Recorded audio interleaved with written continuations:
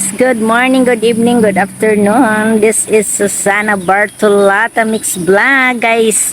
Harvest ko na ulit yan na tundan ko guys.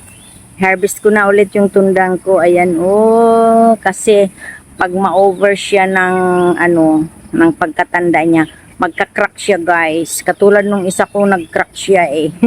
Kaya ayan guys. So let's do it. Let's do it. Sana doon ang punta niya kasi maano yung natin doon sa kabila. Guys, bumagsak na. Natamaan itong isang natamaan siya. Humilid ng kaunti. Bangon. Ala. Na yung niya. Yung ito. Okay lang. Putulin ko na lang para umusbong ulit yung niya. Yan guys, sobra na ang tanda niya guys, malapit na siya maghinog. Tamang-tama pupunta dito yung kapatid ko bukas. So tagbasin ko ito para tumubo siya diyan Kasi nasira na yung dahon niya eh. Tagbasin na natin. Ayan. Sarap-sarap nito guys. Ang tamis-tamis pag Kasi yung mga nabibili sa tindahan, kinalboro yun eh. Yung bang mayroon silang nilalagay na pang pahinog.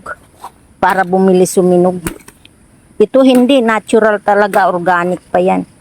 Hindi ko yan ini-sprayhan. Talagang organic siya guys.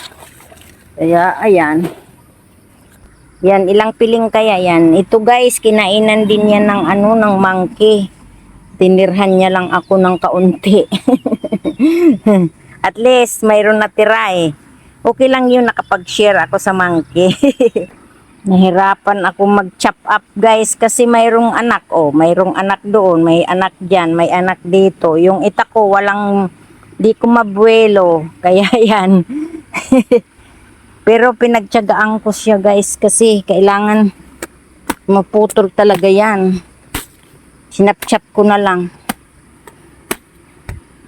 Alam nyo ba kinakain kaya ito Ito.